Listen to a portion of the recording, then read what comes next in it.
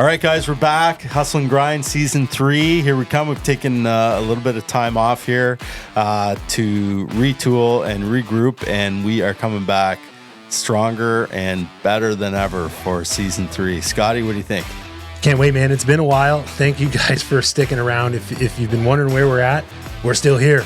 We're going to keep bringing the heat, and we're really glad that you're back in action, and can't wait to get things going here. All right, Season 3 coming at you. Stay tuned. We're here. Okay, so we're back. The Hustle and Grind podcast, knocking the rust off a little bit because it's been a minute. We're getting ready for Season 3, right? It's been a minute, way longer than I think we probably planned. Yep. Some of you might be wondering, like, where do these guys go? Was that it? Were they a flash in the pan and see you later? Well, we're here to stay. So we were talking about that. The last episode was February. We ended with Jen Govier, owner of Hux. We had great episode there.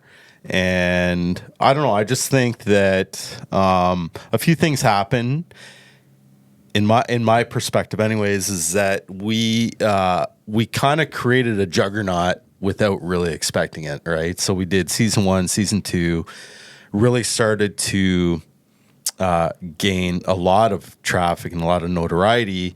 And I think, and we didn't really talk about this collectively, but I think that we might have wanted to just come back in and retool and rethink this in a more intentional way. Because I think that we came at this just off the cuff, being like, hey, let's try this and see what happens. And I mean, the numbers don't lie. We're reaching like over 1 million people to date, right? With the reach that we've got, which is crazy.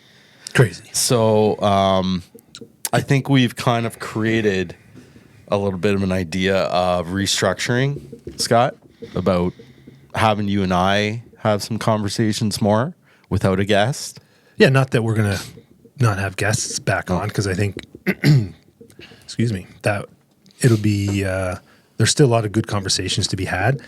But at the same time, you know, I think you and I just riffing on things could be pretty fun. Like, I'd enjoy it, number one. And I think there's hopefully a little value that we can bring to the audience while we're at it. Yeah, I think so. I think that having more of an understanding of who our audience is, because with any business you or venture, you get into it, you may think your audience is this and they become something else, or they are something else, right?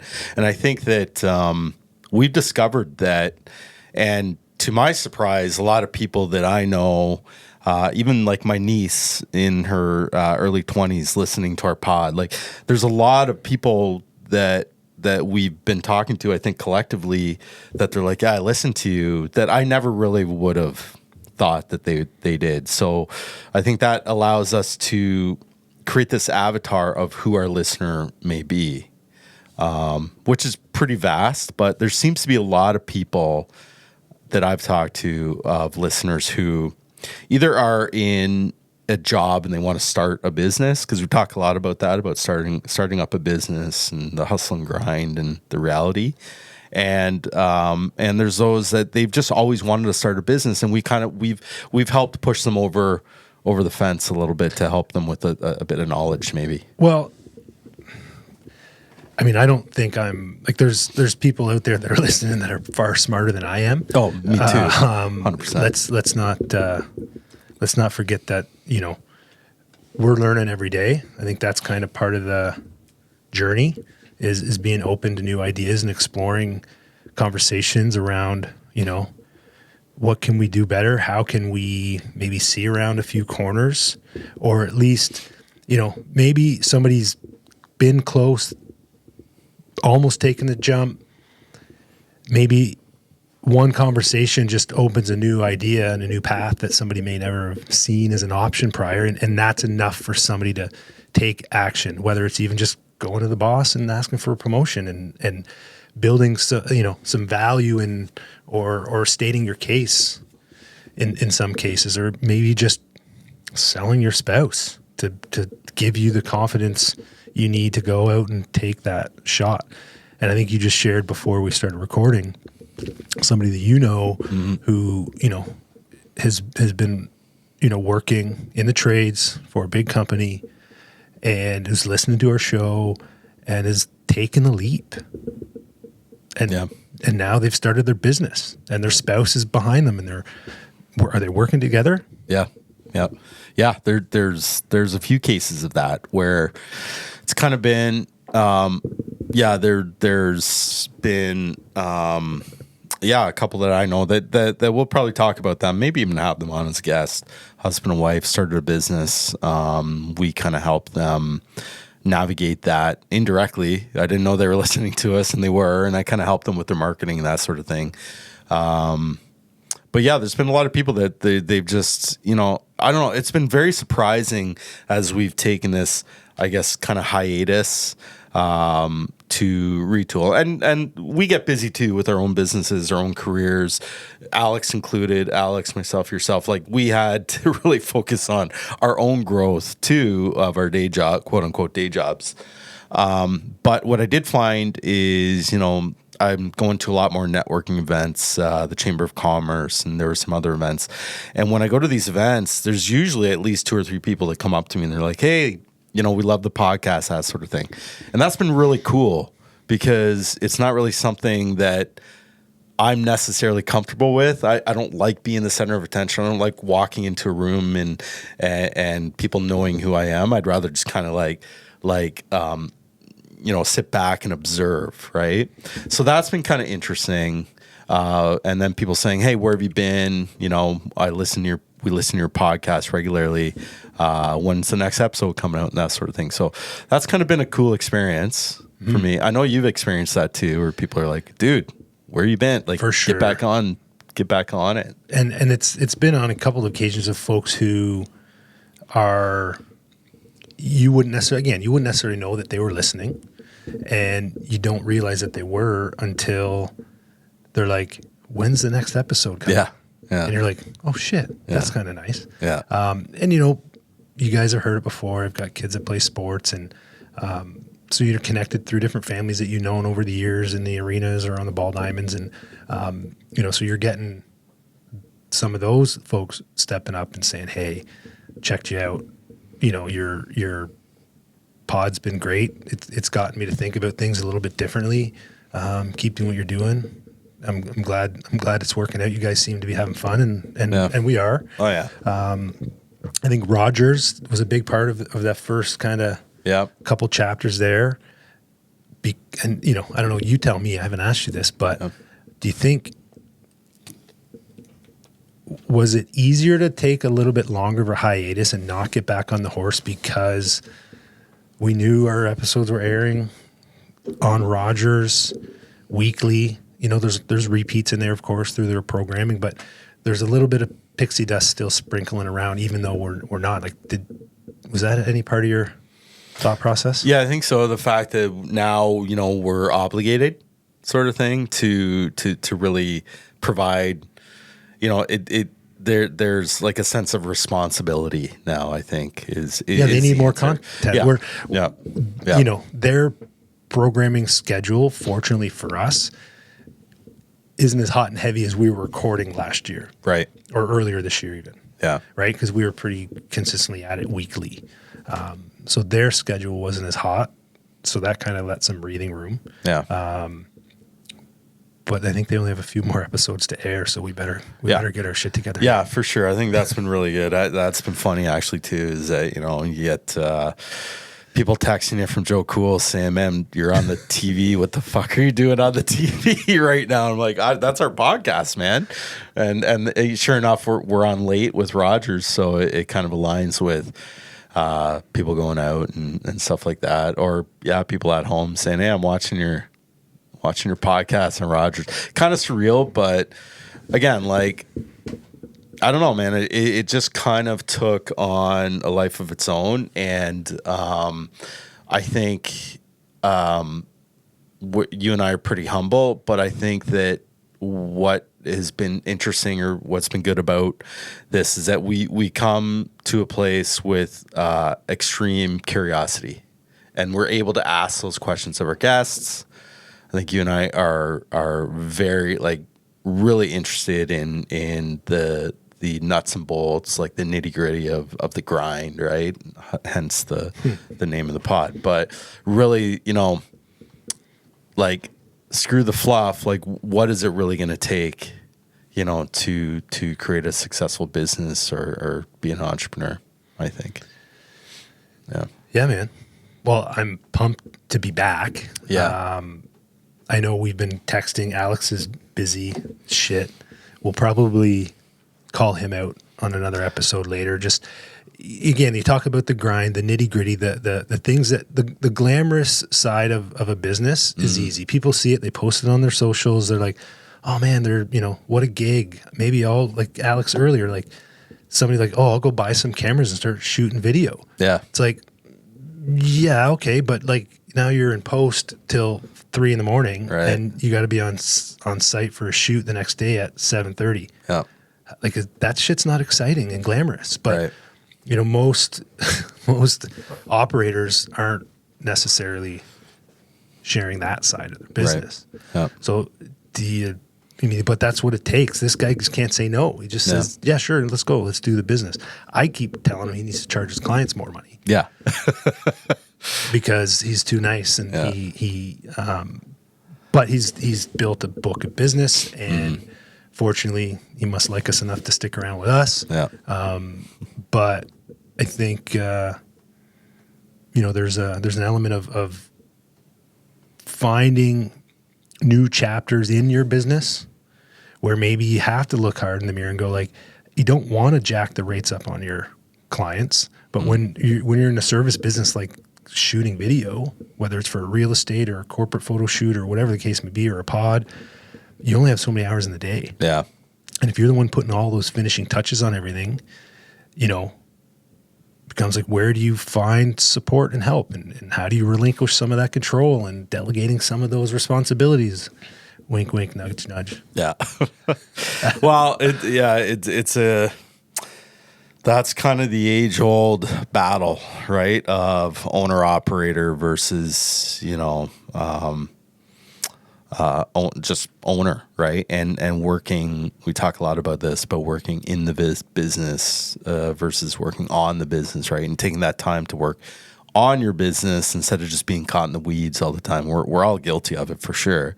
I think I've done a better job with our business on that, with kind of allowing myself to be one of the least important people, and then having people in front of me who either are client facing, dealing with issues.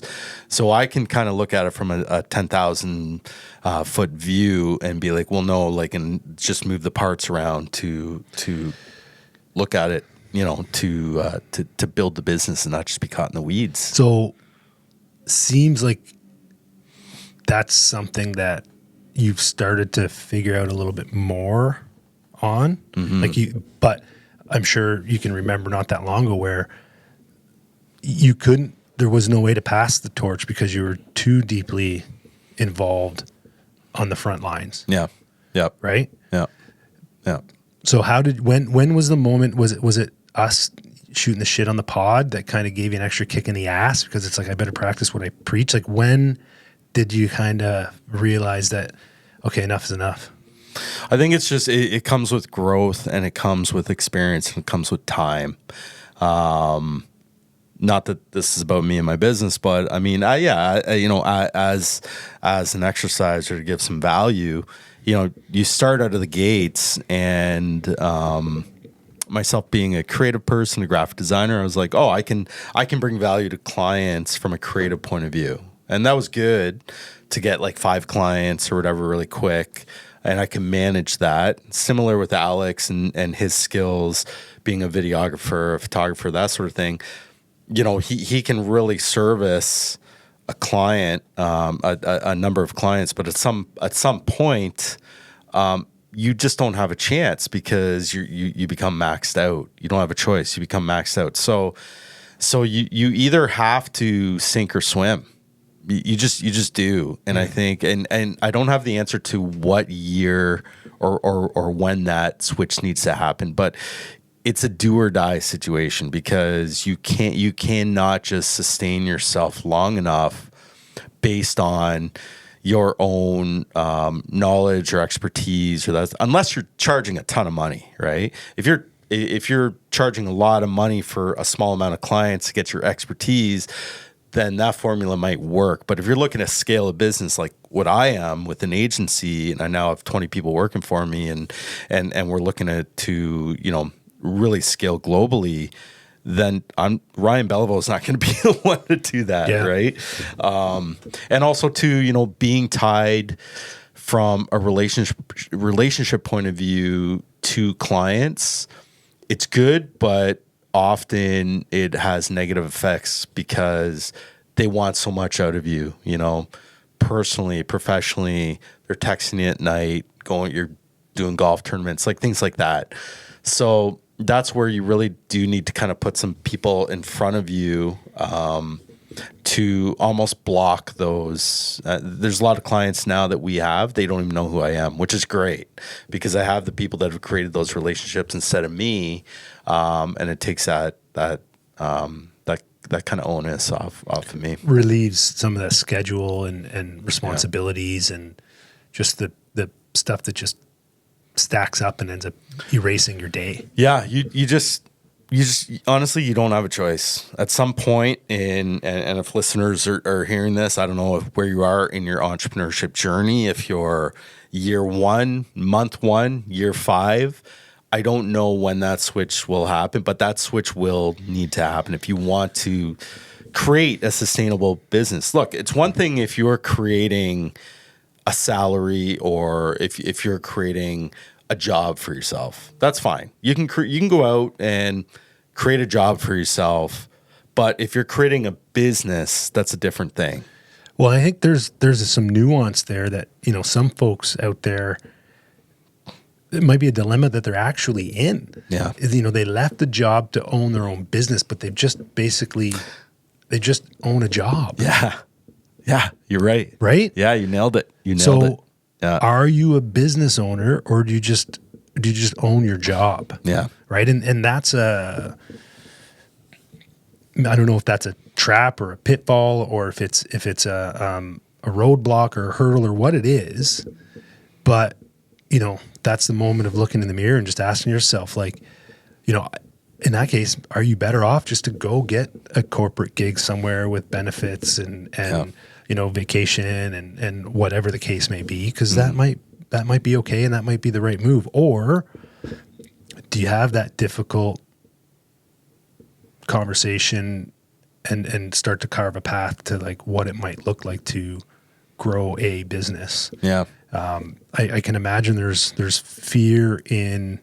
I mean, again, you just said you got 20 people working for me now, like that working for you. Yeah. That's a weight of responsibility. Absolutely, it is for anyone. These folks are counting on you guys, right? Mm-hmm. They've got families. Oh yeah. They've got mouths to feed. Rent to cover, mortgages to pay for, all of it. So you gotta carry that responsibility. Now, do you think the timing for, like, do you think you were stuck there longer than maybe you probably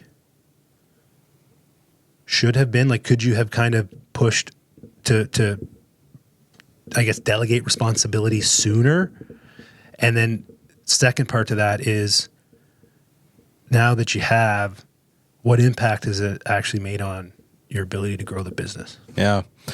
It definitely should have happened sooner. I think that, we're all guilty of this.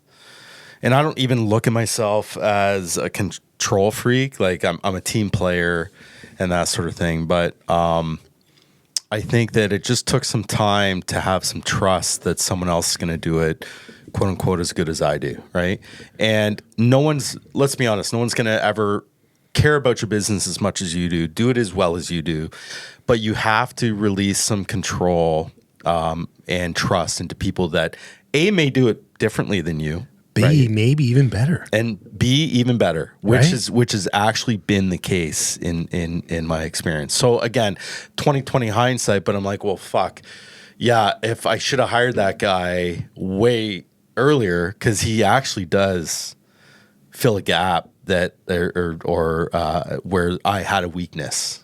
But Right. whether it was my own ego or control, and again, I don't think I'm a big control freak. I can park my ego, that sort of thing. But when it comes to the relationship with your business, it's so personal that it really is hard to release that control. Right. It's like you've got a daughter. Yeah.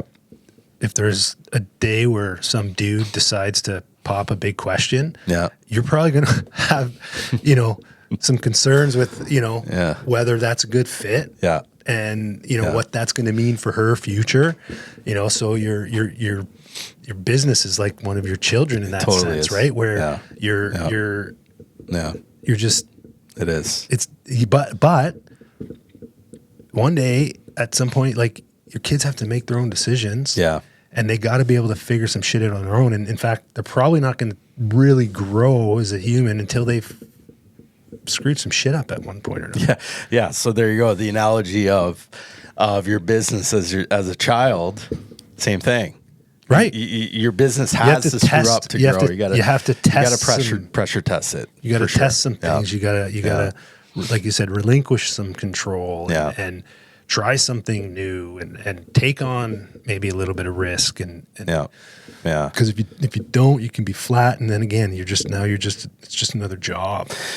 Yeah, I love how you say that because it's so true. And I mean, I'll say something here that's not going to be that a lot of people probably won't want to hear, but a lot of people may look at this idea of balance and owning a business to have a balance. So the idea, the perception, I just know this enough now from talking to so many business owners, is that I'm going to own my own business. I'm going to have all this time, right? I'm going to be able to pick the kids up, drop the kids off, I'm going to have all this flexibility.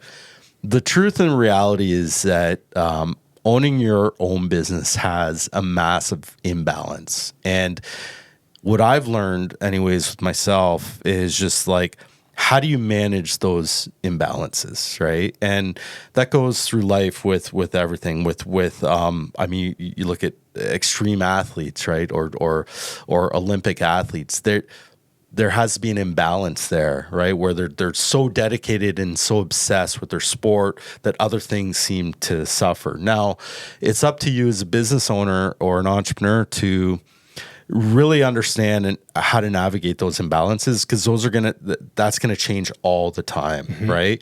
Yeah, I want to spend more time with my family over here. Well, then that just probably means my business might suffer a little bit in terms of growth. Yeah, and might, right? Yeah. And again, it's one of those things is, you go back to the athlete comparison. Are you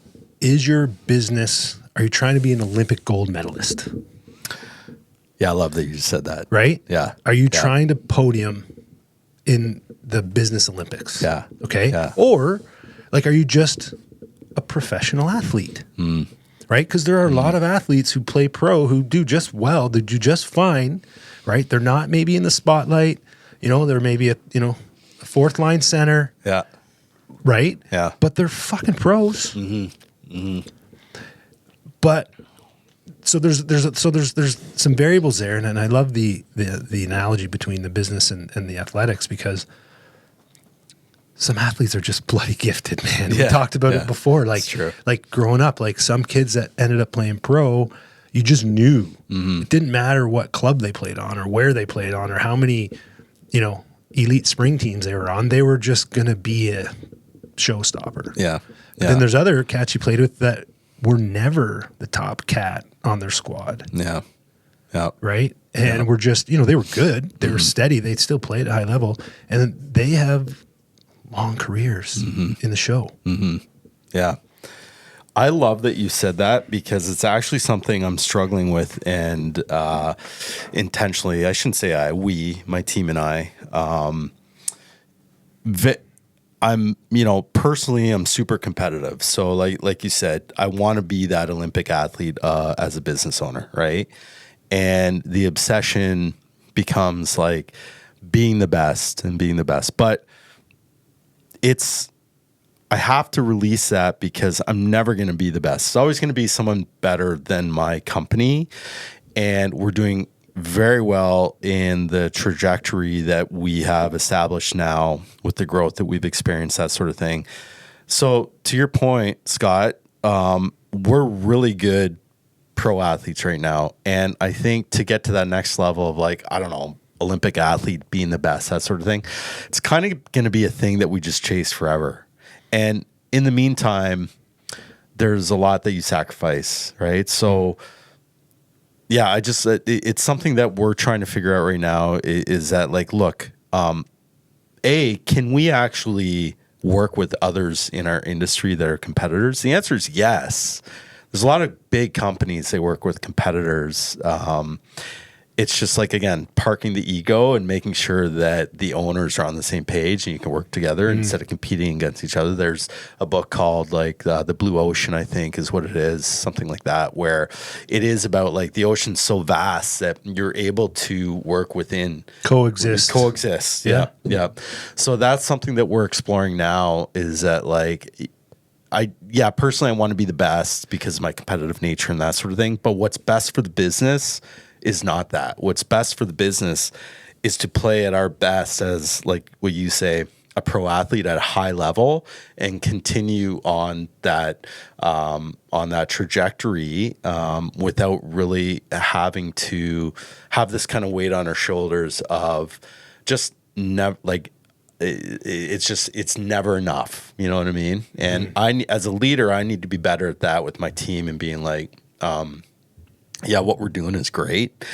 And we'll strive for better, but striving for perfection, if I'm putting that weight on my team, that's unfair to them. You know, and that's a lot of responsibility for my team. Well, and then it comes to the makeup of the squad, right? Because if, I recently buzzed through Elon Musk. It's not a bio, it's written by somebody else, but it's kind of his journey. Nice. Right? And the guy's ruthless. Yeah. Ruthless, right? Yeah. But he's literally curating some of the brightest minds on the planet to like push, material sciences to a whole new level. He's trying to put people on Mars, for crying out loud, right? Like, so he's assembling a roster of folks who, arguably aren't the same type of roster that I'd be recruiting to be part of one of my businesses. So it's the makeup of your team and what are their interests and what are they capable of and what is it that they're chasing and is everybody on the same page? But back to the whole balance thing, like you said earlier, there's a way to have a little bit of everything. But again, like if you're expecting the podium result, but you're putting in the pickup league on Monday night type of reps once a week. Mm-hmm. I mean, just adjust your expectations a little bit. Yeah. Right. And again, for those out there who do own their own business, but it's just basically a job. That's cool, man. Yeah. No biggie. Yeah. We're not judging. No. But that's fine. That's the thing, is like to each their own. Yeah. And then back to the whole, the free time, this and that and this and that. It's like, well, hold on a sec. Some of these business owners are, in their 50s or 60s now. Mm-hmm. They may have exited in 2 or 3 businesses. And now they're at the point where like their wealth and their net worth sustains their lifestyle, and they're investing in other businesses as an owner or as a shareholder, not an operator. Mm-hmm. Right? So it's like you can't just read a book by its cover in that case. No. Right? Yeah. But I think that's the challenge with social media and what we consume on our feeds. It provides this false sense of reality or understanding of what the reality is. Like, again, decades, right? Yeah. Decades. Another cool book I'm buzzing through right now is called The Wealth Ladder, and interesting way of talking about wealth. And they've got levels 1 through 6, and level 1 starts at like your net worth is 10K or less. Right. But what gets you from level 1 to level 2 isn't the same as what gets you from level 5 to level 6. Right. Right. So it's kind of a neat book where it's giving you like, okay, like, you know, put a budget together. Well, if you're trying to go from a net worth of $1 million to 10 million, your budget's not going to get you there. Yeah. Right? What are you investing in? Right? Like, do you have a high paying job that allows you to park 30 or 50K a year away? So in 20 years, you've got a few $1,000,000, right? Or are you buying businesses? Are you investing in businesses? And like, so, you know, there's different tools to get you to the different levels. But I think a lot of these people we see as business owners or entrepreneurs who appear to have all the free time in the world, you know, they're definitely not, they don't own a business that's a job. Yeah. Like they're playing a different ball game that many of us don't even really understand or even know exists. Yeah. Right? Yeah. I agree. You get an even a little exit that cashes in a couple $100K or a few $100K or $1 million. That changes your trajectory as an entrepreneur. There's a lot of slippery slopes. You can dump a bunch of money into something that you think is going to take you to the next level, and then she's gone. Yeah. Right. There's risks there, but it's not fair to like paint that picture of like, oh my God, I'm just going to have all the free time in the world. Yeah. Yeah. Well, yeah, it's a grind, and I think that's why we're here, to explore those realities, talk about that, especially in season 3 with the two of us riffing and going through our own experiences, right? That I think we can bring value. And I think that what will be really cool about this, I'm looking forward to this, having these kind of one-on-one conversations, is because we're immersed and engulfed in these day-to-day things. Like there's not a day that goes by that I experience with the business or whatever that I'm like, oh shit, I can't wait to talk to Scott about this, or I can't wait to go on the pod and explore this experience that I've had, or this, you know, this really great experience with the business, or this really shitty experience with the business, or wonder what Scott thinks about this particular thing that I've experienced. So I think that that'll be something that we can bring to this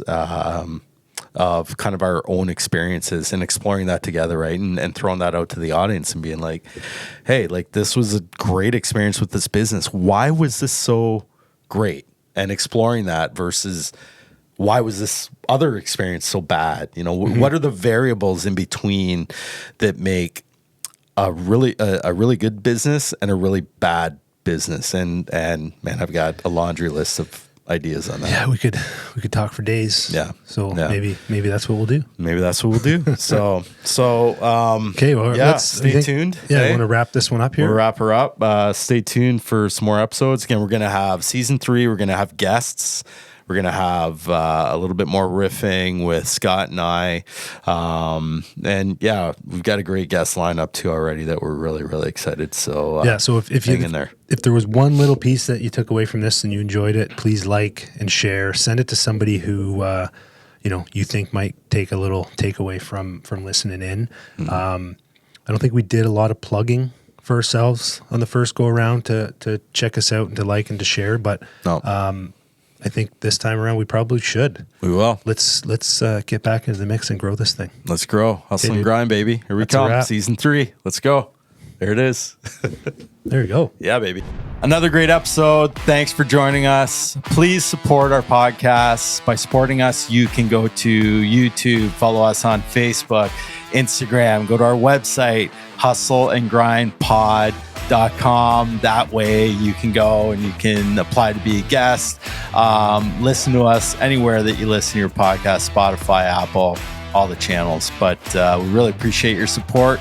Keep listening. We have a lot of great episodes and a lot of great guests ready to go. We're going to keep coming hard at you here and digging into the hustle and grind of what it takes to be an entrepreneur and a business owner.